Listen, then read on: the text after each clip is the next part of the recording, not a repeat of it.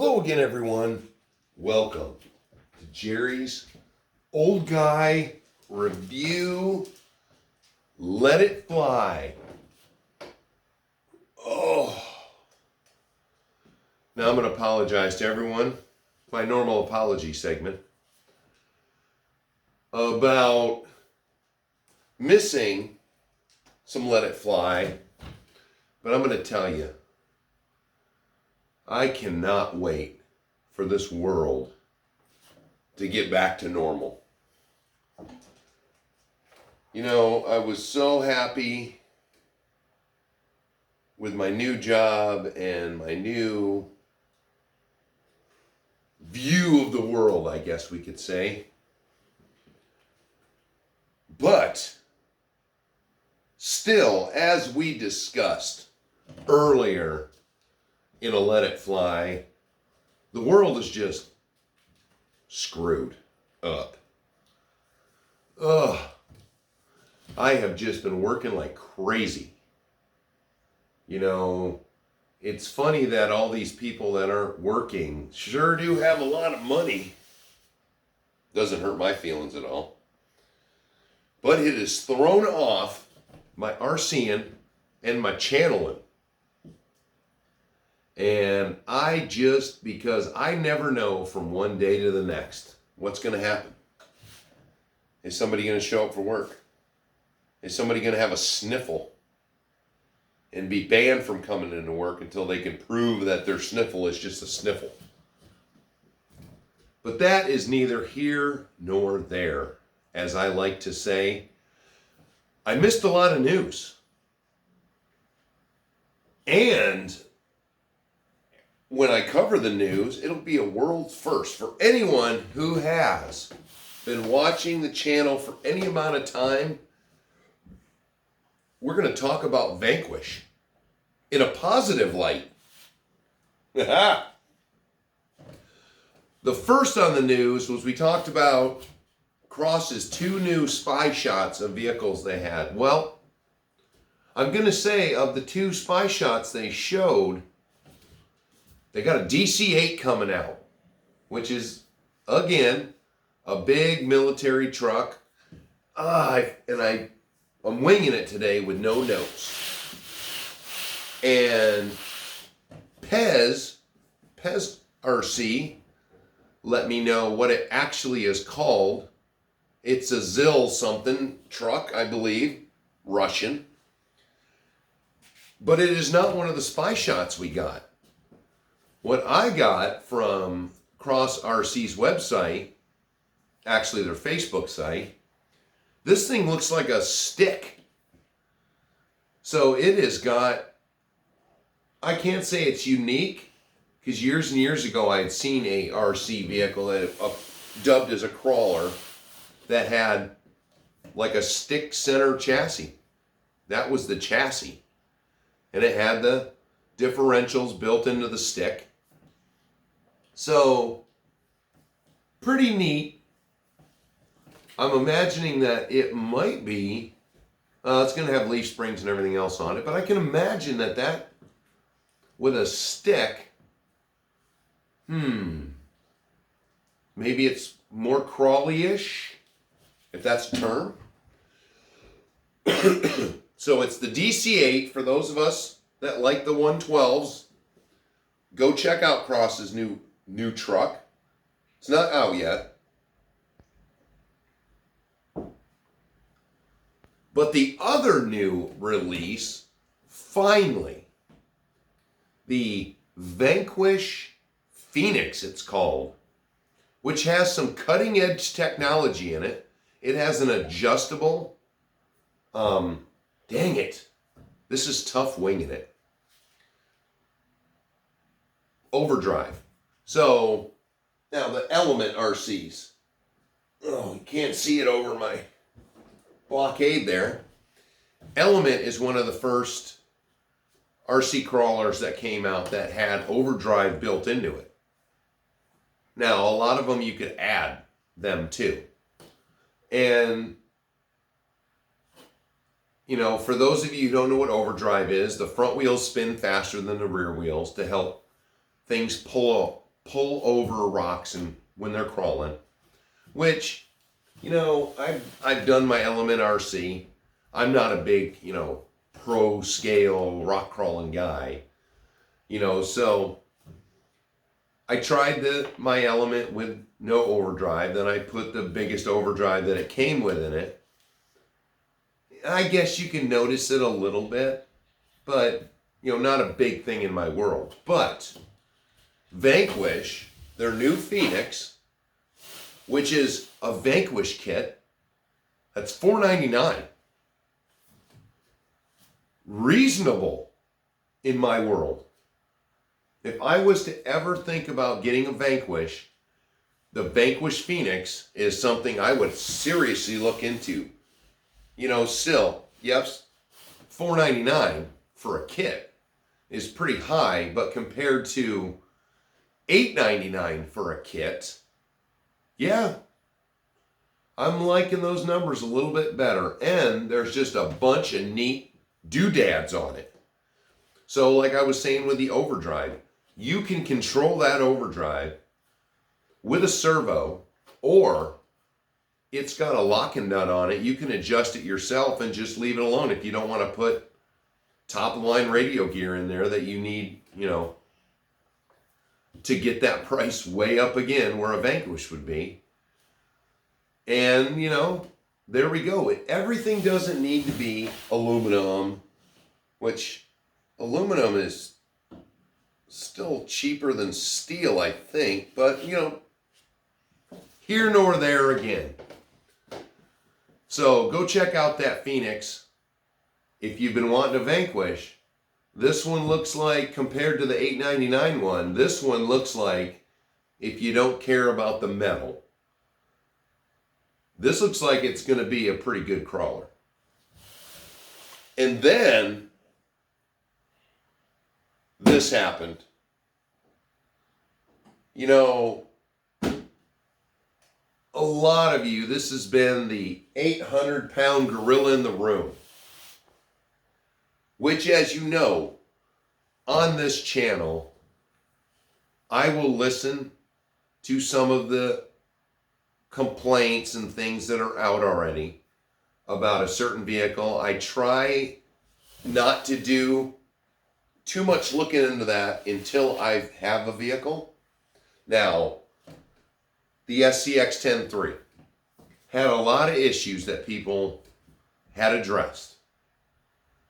And there's been people on this channel who have gotten the SCX 10.3 and had issues with it. Mine, even after changing the motor out, which I didn't need to do, but I wanted a slower motor, and putting a ton of brass and weight on it to make it more efficient, yep, then the dig unit servo issue reared its ugly head with me. Didn't even use the thing and it burned up. You know, the panhard mounts, that was all over the spectrum. They were coming out of the box broken. So, address that. Still have an extra one, metal one, if anyone wants one. But now this, the SCX 6. This truck now has had 8 battery packs through it. And now I'm going to do another video before, because it's time to start detailing it.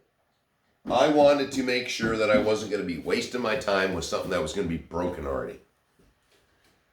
8 full battery packs. 3S, front to back, 8 of them. Now I know I just released a video with 6, and that's because I was a slack ass and I should have released it sooner. The 2-speed is phenomenal. To have a truck that you can just crawl and a second later you flip that switch, as you saw from the video, which the video doesn't even do it justice. Seeing something this big, whipping shitties, just puts a smile on your face. Now, also, to include, because in the videos they don't always look as hard as the truck is really working, or that the inclines are as steep as they really are. But this guy has not operated in temperatures above 28 degrees. That is his, so far, the weather I've been having here, and the best test for plastics is cold. So the coldest it's been is 18. There you go. 10 degree temperature differential. Beating it through. Everything outside is ice. It was warm, then it snowed, then it got warm again and it rained, and then it snowed again. So the snow piles and stuff that I've been using out front, because something big going fast drives my girls crazy. So I've been taking it out front and just not really, really beating on it, but hard stops and starts and jumping things. And I got a nice gouge on the front diff cover where I whacked into something. But so far, no clicking in the drivetrain. That was one of the issues. No issues with the slipper clutch. That was another issue. Haven't broke the body yet, but I've only rolled it one time. Maybe you got to roll it to break the body. But nothing so far has appeared to be broken or any right out of the box issues. But let's go back to the price again. I have a lot of people, and it's across the spectrum. It's on a lot of the other channels too that have them. The price. Now, all these people who are diehard Vanquish fans, those people get a 110 scale vehicle and it's $899. And then you have to get the radio equipment. You have to get your servos, your motor. That is well over $1,000 for a 110 scale. And they're always out of stock. So either the company is not producing enough for their demand, or there's people that are just dropping that money left and right. Now, I will tell you, and that's also fun. So if you go with like an online hobby store, or even if you whip a deal out with your local guy, payments, I had A-Main. Axial doesn't let you use any kind of coupon codes at A-Main, but A-Main has store credit. So with all this past year's kits and bits and pieces that I picked up since last year, this year, I have just saved up those points. And if you're a member, you get money off of shipping, because shipping that big thing is expensive. I'm looking at, I think, if I didn't have my Super Saver Club, which gives me extra benefits on the shipping, it would have probably been over $200 to ship it. So basically, with everything I had saved up, what the truck goes for, with the shipping and everything else, I paid less than that. And then I used my Affirm, which I tell you guys, Affirm is the greatest thing for RC. It gives you a year to pay on something. And hey, they don't charge you an arm and a leg. So if you want to buy something like this, or you just want to, keep your cash in the bank when you want to buy RC stuff, Affirm is a great way to go. And once they give you a limit, you can do and dad here and there and everywhere. I'm looking at, I think, like if you spend like $600, I think it can be anywhere from $30 to $50 a month for a payment. Who can't afford that?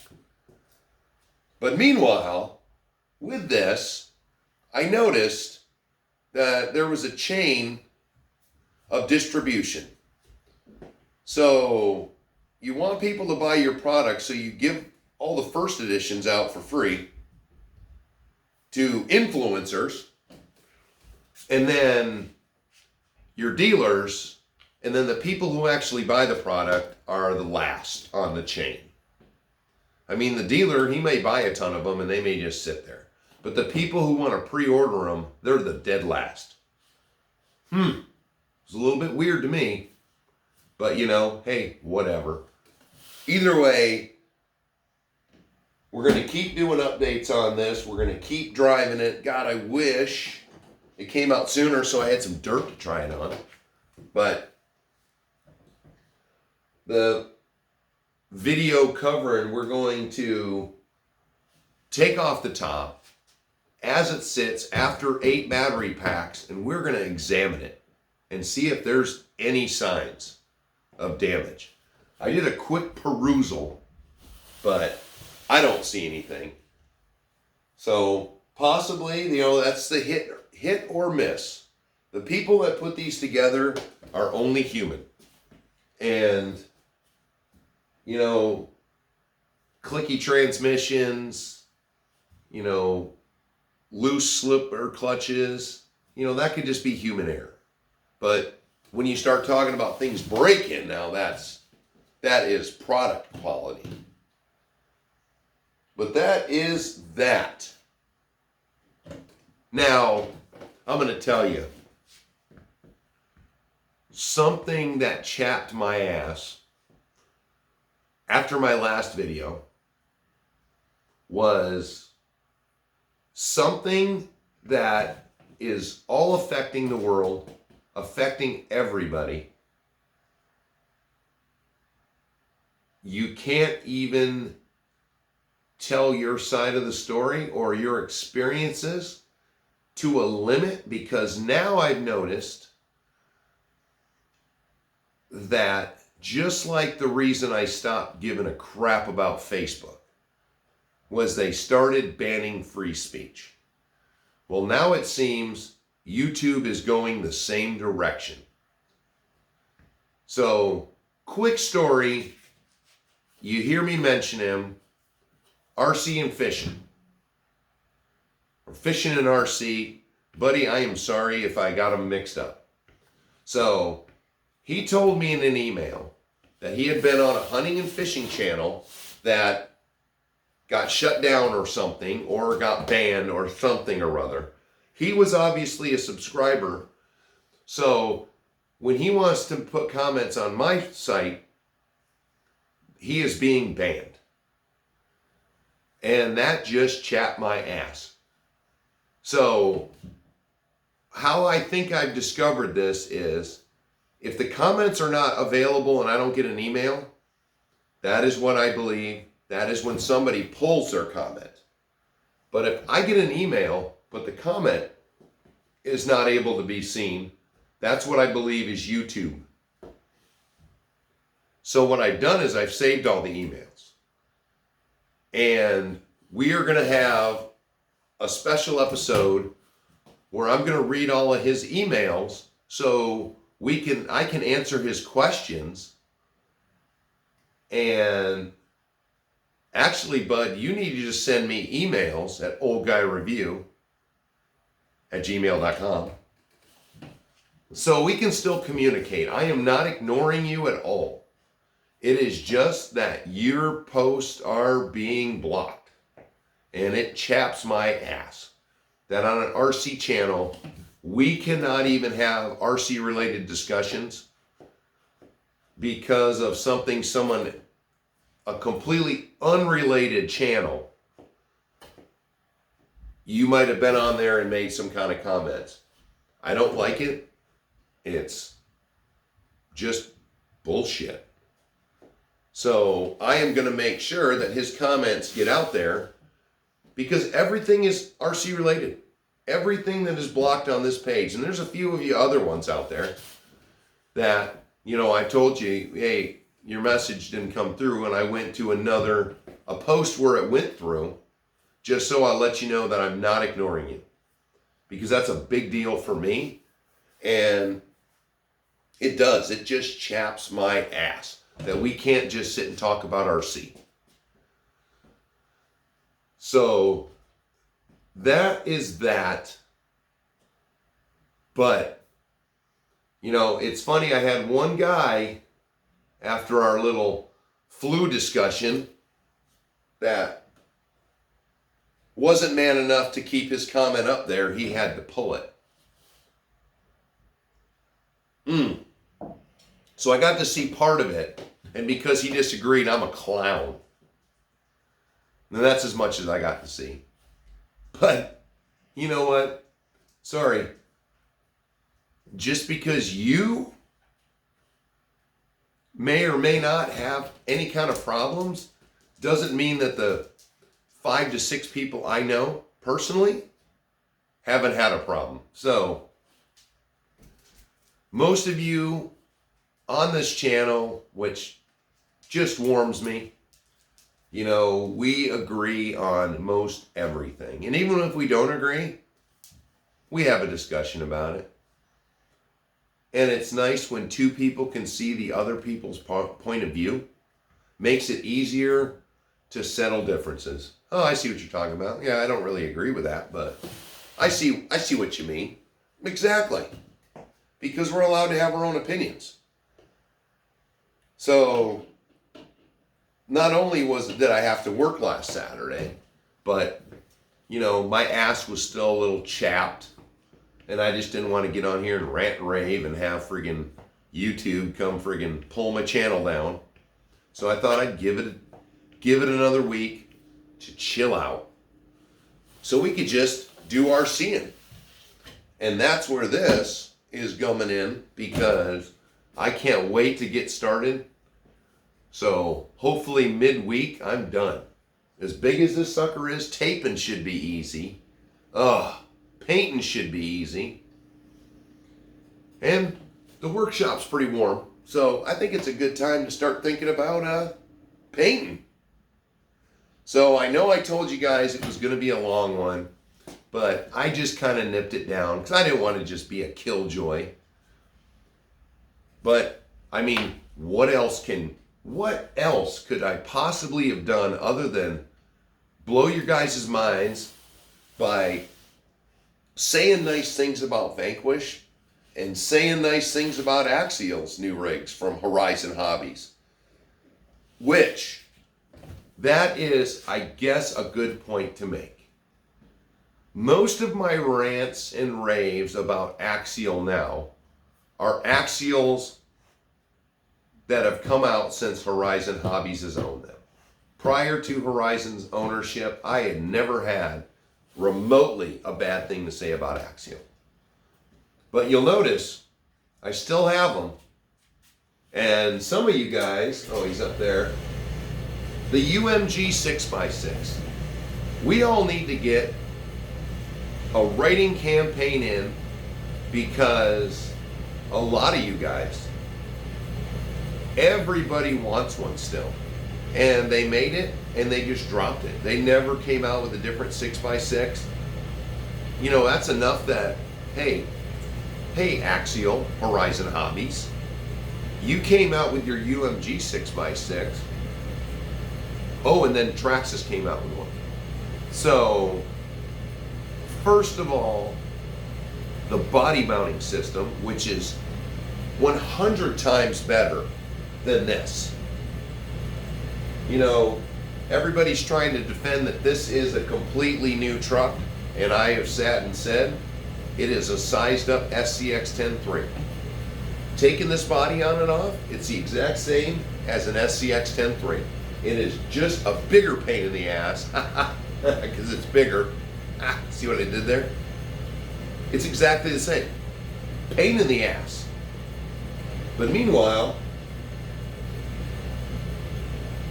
just like with that SCX, are they going to do the same thing?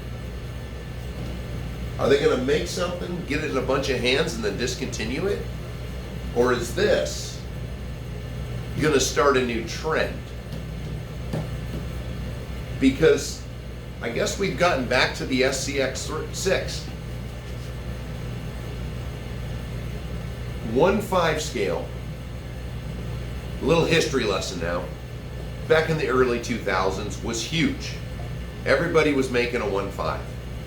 HPI came out with theirs. Rovin and King Motors had already been doing it. Then you had Red Cat making one, which the Red Cat one is actually a lot cooler. Similar, but a lot cooler. But it was out at the same time. It was cheaper. It was a different setup. And they still have them. They still have the 1.5 scales, but they're gassers. Like weed whacker motors. But they're finicky as a mofo, just like the HPI/Rovin. That's why I've got 2 of them, and they're dead to the world right now because I actually would like to put electric motors in them now. That's still on my plate. But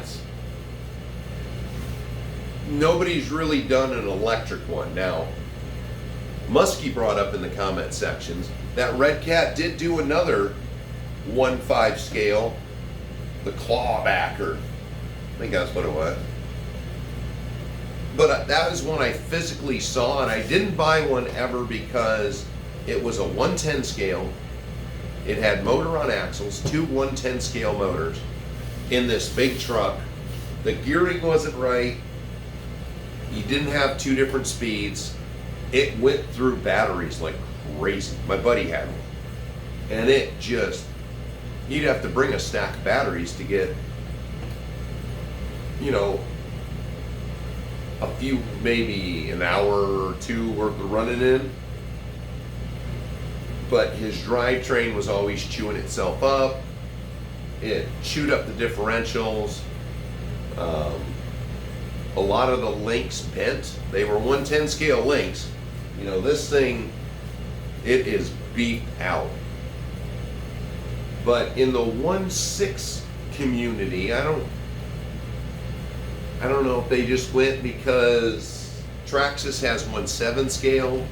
I don't know where they chose the 1.6 size. Maybe the computer wouldn't scale it up anymore, so that's as high as they could go. But that is, to me, having the ability to do the 2-speed transmission, you know, beefed up everything.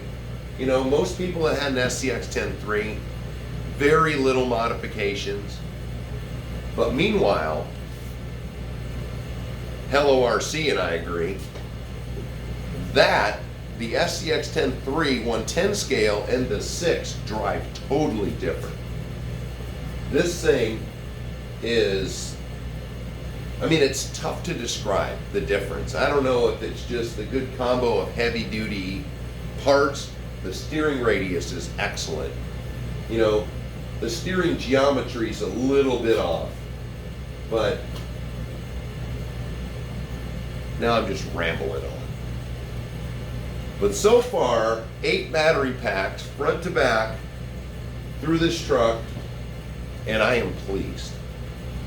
So, also, what I didn't, since I don't have my notes done, and here's what I'm going to tell you. There's no shout outs because what happened was I brought my notes into work. So on my lunch hour I could sit and write all my shouts down, and I left my notebook at work. So that's basically why there are no shout outs this week, but that just means there's going to be a ton. Or maybe I will just start making a shout out video. You know, that is quicker and easier for me to do. I still keep trying to figure out how to get these out more regular. I am just a big screw up, and again, I apologize. But there it is. I was mellow and settled down, so not a lot of vicious ranting, just a lot of rambling. So until the next one, everyone, once again, every one of you, commenters, subscribers, thank you all. I couldn't do it without you, and I will see you on the next one.